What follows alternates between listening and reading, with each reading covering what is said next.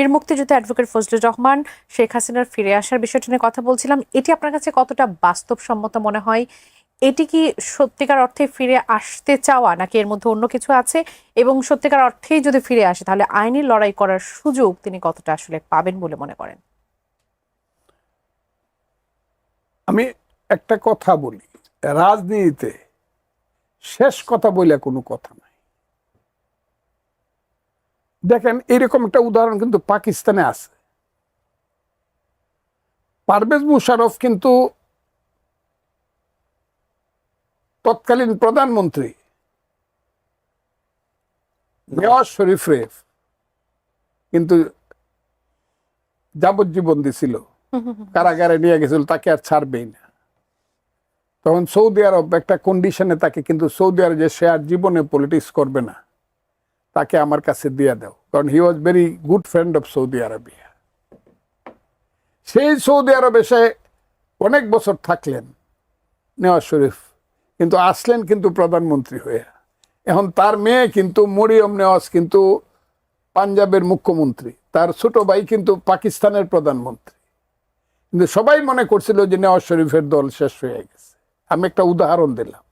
এইটা মনে করেন না যে আওয়ামী লীগ আইসা ক্ষমতায়, এইটার জন্য আমি বলছি না। আমি বলছি কিছুই অসম্ভব না রাজনীতিতে, কারণ আমরা হলাম এমন কোনো শক্তি না যে শক্তি আমরা নিজেরা নিজেদের শক্তি প্রয়োগ করি, আমাদের উপরে অন্যরা শক্তি প্রয়োগ করে।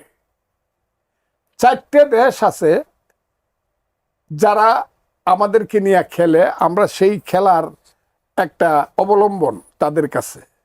1 নম্বর আমাদেরকে নিয়ে খেলতে পারে ইন্ডিয়া, 2 নম্বর আমেরিকা, 3 নম্বর রাশিয়া, 4 নম্বর চীন, বা 3 নম্বর চীনে এসে গেছে, 4 নম্বর রাশিয়া। আমি এটার সাথে একটু যুক্ত করব যে নতুন একটি নাম খুব শোনা যাচ্ছে, সেটা হচ্ছে তুরস্কের কথা বারবার শোনা যাচ্ছে। সেটি কেন? এটা হলো অভাবে, এটা হলো সাম্প্রদায়িক শক্তির সাথে তাদের আলাদা মিল। পাকিস্তান, তুরস্ক, Iran, et cetera et cetera, Saudi Arabia, এটা হলো অন্য কারণে। কিন্তু বিশ্ব শক্তি হিসাবে বাংলাদেশের ব্যাপারে সবচেয়ে যাদের আগ্রহ তারা হলো এটা। আর তুরস্করা সমর্থন করে ওই যে রাজাকার শক্তিকে, যাতে এই দেশে ক্ষমতায় বসায় চিরদিন এই দেশে করা যায়, মুক্তিযুদ্ধকে ধ্বংস করে দেওয়ার জন্য। আমি যে কারণে কথাটা বলছি, এই শক্তগুলার সমন্বয়ের উপরে একটা নির্ভর করতে পারে শেখ হাসিনা আসবে কি আসবে না, 1। 2 নম্বর নির্ভর করতে পারে শেখ হাসিনা ভার্সেস এইখানকার রাজনৈতিক শক্তিগুলো। ওই যে আজকে আন্দোলন শুরু হয়েছে, সেই আন্দোলনের মধ্যে যদি বিএনপি বিপদে পড়ে, যদি মনে করে আমাদের ক্ষমতা যাবে, চলে যাবে, বা আমরা বিপদে পড়ে গেছি, সেই বিপদে পড়লে তো মানুষ যে কোনো সাহায্য নিতে পারে, যে কোনো সহযোগিতা নিতে পারে। 2, 3, এই যে আন্দোলনটা হইতেছে, যেটা শুরু হয়েছিল বৈষম্য বিরোধী ছাত্র আন্দোলন দিয়া, কোটা চাই না মেধা চাই, সেটা কিন্তু শেখ হাসিনাকে একদম পগার পার করে দিছে। এখন যেটা শুরু হয়েছে ফার্মের মুরগির আন্দোলন, এই আন্দোলন যদি এক জায়গাতে কি এমন একটা অবস্থা ধরে, চাই না, চলে যাও মিলন, তুমি চলে যাও, কিন্তু আমি দেখলাম প্রধানমন্ত্রীর বিরুদ্ধে বেশি স্লোগান হইতেছে। আর দেখেন আপনারা ভিতরে ইউনিভার্সিটির স্লোগানগুলা শুনেন, ইউনিভার্সিটির ছেলেরা তো আর পরীক্ষা দিতে গেছে না, কিন্তু তাদের আন্দোলনটা দেখেন ঢাকা বিশ্ববিদ্যালয়ের, এটা যদি হয়, এবং তারা যদি মনে হয় কিছু হচ্ছে, তাদের পেছনে কালো শক্তি আছে, এই কালো শক্তির নাম Jamaat. This is the black force in this country. তারা 71-এর প্রতিশোধ নিতে চাই, বাংলাদেশটাকে রাখতে চায় না, এটাকে পূর্ব পাকিস্তান অথবা বাংলাস্তান, সম্মান করলে বাংলাস্তান রাখতে পারে, যার রাজধানী হবে রাওয়ালপিন্ডি, এটা বানাইতে চায় তারা। তারা যদি এই ফোর্সের সঙ্গে থাকে যে এইটাকে আমরা একটা রাজনৈতিক আন্দোলন নিয়ে যাব, তখন শেখ হাসিনারা কিন্তু খুব আদর্শিক রাজনীতি করে, বা শেখ হাসিনার সাথে যারা হাইব্রিড ছিল তারা খুব আদর্শিক রাজনীতি করে তা না, কিন্তু তারা মনে করতে পারে প্রেম এবং যুদ্ধে নীতির কোনো ব্যাপার নাই, জয় হইল মূল ব্যাপার। সেই জয় করতে হলে তারা তো ওদের ভিতরে ঢুকে যেতে পারে। আমি কথাগুলা খুব বোঝার চেষ্টা করে, তখন ওই যারা স্লোগান দেয় এই বাংলাদেশ সৎ মানুষের রাজনীতি অমুক তমুক সৎ, তারাই গিয়ে বরং কইতে পারে না আসেন আসেন আপনারা আমাদের পিছনে দাঁড়ানো, ওদেরকে তারাই। দুইটাই হইতে পারে। যদি জিনিসটা এই জায়গাতে চলে, জামাত যদি মনে করে আমি ক্ষমতার কাছাকাছি আইসা গেছি, শুধু আওয়ামী লীগের হাইব্রিডরা একটু হেল্প করলে আমি আইসা যাব, বা আওয়ামী লীগরা যারা হেল্প করতেছে তারা একটু হাসি দিয়া কইলে আমি আইসা যাব, তারা এটা করবে। জামাত কিন্তু নীতিগত কোনো দল না, তারা ক্ষমতা আসতে চায়। আবার বিএনপির মধ্যে অবস্থাটা আমি মনে করি এরকম যে আজকে বিএনপি পারে দেশের স্বাধীনতার সার্বভৌমত্ব তারেক রহমানের নেতৃত্বে রক্ষা করতে পারে, কিন্তু তারেক রহমানরা যেভাবে বা বিএনপি যেভাবে তাদেরকে হ্যাঁ ওই আসো ভাই তুমি আমি কোনো ভেদাভেদ নাই কয়ে যেভাবে চলতেছে, একটা পর্যায়ে কিন্তু দেখা যাবে, রাজনীতি কিন্তু it's a game, it is not a sports. এটা টিমের খেলা, ভেরি ক্রুয়েল খেলা। আওরঙ্গজেব কিন্তু রাষ্ট্র ক্ষমতার জন্য বাপকে বন্দি করে রাখছে, ভাইকে হত্যা করছে, দেশ ছাড়া করছে, বোনকে কিন্তু বিতাড়িত করছে। রাষ্ট্র ক্ষমতা কিন্তু এটা। তখন বিএনপির অল্টারনেটিভ কি? বাংলাদেশ যদি বিএনপি টিকায় রাখতে চায়, জিয়াউর রহমানের পলিটিক্স যদি বিশ্বাস করে, যদি মনে করে যে আমাদের নেতা এই দলটা সৃষ্টি করে গেছে, যার মূল ছিল এই মুক্তিযোদ্ধা বীরুত্তম, যিনি স্বাধীনতার কালুরঘাট বেতার কেন্দ্র থেকে বলছিলেন, I major do hereby declare the independence of Bangladesh on behalf of our great beloved leader Bangabandhu Sheikh Mujibur Rahman. প্রথমে নিজের নামে, পরে বঙ্গবন্ধুর নামে। কিন্তু উনি কিন্তু মুক্তিযোদ্ধাদের মধ্যে শ্রেষ্ঠ নাম করছে, যদিও জেনারেল উসমানী ছিলেন প্রধান সেনাপতি, তার চেয়েও কিন্তু বেশি প্রিয় হয়ে গেছিলেন জিয়াউর রহমান এই ঘোষণার মাধ্যমে। বিএনপি যদি মনে করে জিয়াউর রহমানকে বাঁচায় রাখবে, তার মহান স্ত্রীকে বাঁচায় রাখবে, আপু সেনেত্রী খালেদা জিয়াকে, কিন্তু তাদেরকে যেতে হবে এই পথে যে না, আর যাই হোক কাম হোয়াট মে, মুক্তিযুদ্ধ ছাড়বো না।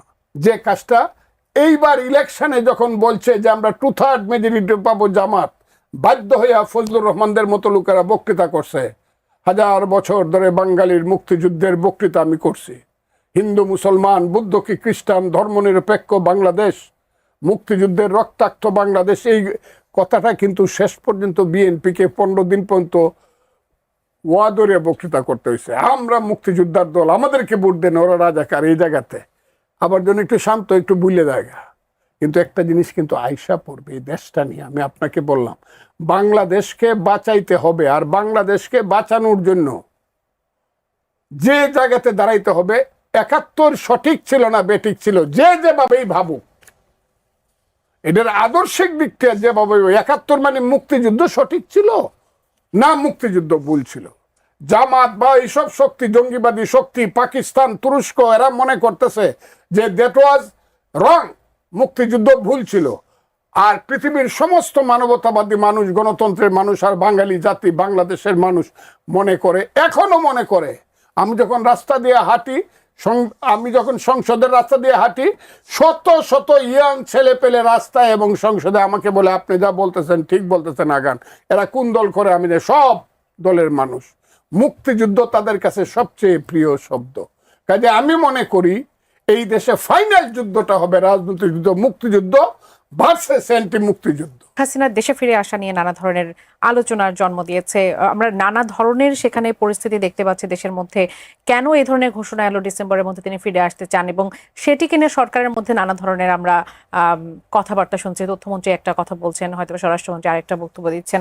দেশে ফেরার জন্য আসলে যে পরিস্থিতির আসলে দরকার, যে পরিস্থিতি তৈরি করা, সেই সক্ষমতা বা পরিস্থিতিকে আওয়ামী লীগ তৈরি করতে পেরেছে বা 6 মাসের মধ্যে, আগামী 6 মাসের মধ্যে করতে পারবে, যদি একটু ছোট করে জানি। প্রথমত হচ্ছে তিনি তো এই বাংলাদেশের আদালতে দণ্ডিত, জি, এবং বাংলাদেশ সরকার তাকে ফিরে আনার জন্য ভারতকে বলেছে, ফেরত দেওয়ার জন্য বলেছে। ভারতকে জবাব দিয়েছে জানি না, জবাব সম্ভবত দেয়নি।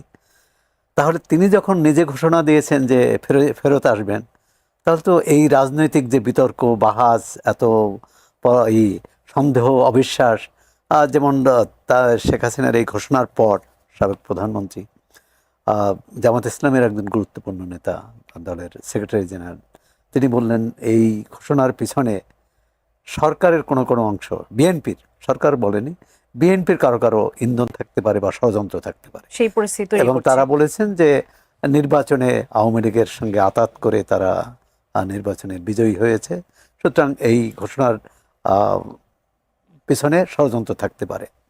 এখন কি ষড়যন্ত্র জানি না, এটা ফজলু ভাই হয়তো জানেন না, কারণ তিনি বলেছেন যে এই ষড়যন্ত্রের সাথে তো মানে ষড়যন্ত্র না, মানে এই যে রাষ্ট্র যেভাবে পরিচালিত হচ্ছে, সংসদ পরিচালিত হচ্ছে, তার আরেকটি বিষয় হলো যে তার অনেক বিষয়ের সাথে যারা মুক্তিযোদ্ধা, যারা বাংলাদেশের সংবিধানকে সমুন্নত রাখতে চায়, যারা সত্যিকার গণতন্ত্রের অনুসারী, তারা অনেক বিষয়ে দ্বিমত পোষণ করেছে। এখন বিষয়টি ভবিষ্যৎ বাংলাদেশ কোন পথে যাবে? জি, গণতন্ত্রের পথে যাবে, ন্যায়ের পথে যাবে, সুশাসনের পথে যাবে, মানবিক মর্যাদা রক্ষিত হবে প্রত্যেকের, সেই পথে যাবে, না অন্য কিছু? একটা হচ্ছে যে শেখ হাসিনার ঘোষণা নিয়ে কিন্তু রাজনৈতিক দলগুলোর মধ্যে, সক্রিয় রাজনৈতিক দলগুলো বা সংসদে যারা আছে, তাদের মধ্যে এক ধরনের চাপানোতর লক্ষ্য করছি। মানে তাহলে অমুকের সুবিধা পেয়ে যায় কিনা, বা আমি একটু বেকায়দায় পড়ি কিনা, মানে একটা আতঙ্ক কি কাজ করছে? আতঙ্ক না হলে এক ধরনের অবিশ্বাস তৈরি করতে পেরেছে, অবিশ্বাস, অস্থিরতা। অস্থিরতা তৈরি করতে পেরেছে। দ্বিতীয় হচ্ছে যে শেখ হাসিনারকে তো ফেরত সরকারেরই যাওয়ার কথা। আবার দেখলাম যে চিফ প্রসিকিউটর আন্তর্জাতিক অপরাধ ট্রাইব্যুনালের তিনি একবার বললেন যে তিনি তার আত্মসমর্পণের কোনো সুযোগ নেই, তিনি আসলে গ্রেপ্তার হবেন। এখন আসবেন কিভাবে? তিনি তো আরেকটি দেশে, আবার তিনি গেলেন কিভাবে, এই প্রশ্নটাও আসে। আর সরকারি দল যাওয়াটা কিভাবে হয়েছে সেটি পরিষ্কার হলেই আশাটা কিভাবে হবে সেটা থেকে কোনো বার্তা পাওয়া যায়? আমি তো মনে করি যে যেভাবে গিয়েছে সেভাবেই আসা হচ্ছে উচিত। আচ্ছা, দ্বিতীয় হচ্ছে যে তার আশাটাকে প্রাসঙ্গিক করছে কারা?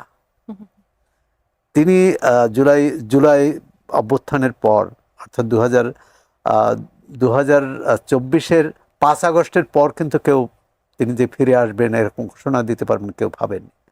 তো সুতরাং ফজলুভাই যেরকম বলছে যে বাংলাদেশ আমরা প্রত্যাশা করেছি, জুলাই অভ্যুত্থানের মধ্য দিয়ে যে আকাঙ্ক্ষা তৈরি হয়েছিল, সেই আকাঙ্ক্ষা তো পূরণ হয়নি, বরং বাংলাদেশে ডানপন্থার উত্থান হয়েছে। ডানপন্থার উত্থান হলে মানুষের স্বাভাবিকভাবে এই আন্দোলনে যারা সক্রিয় অংশ নিয়েছে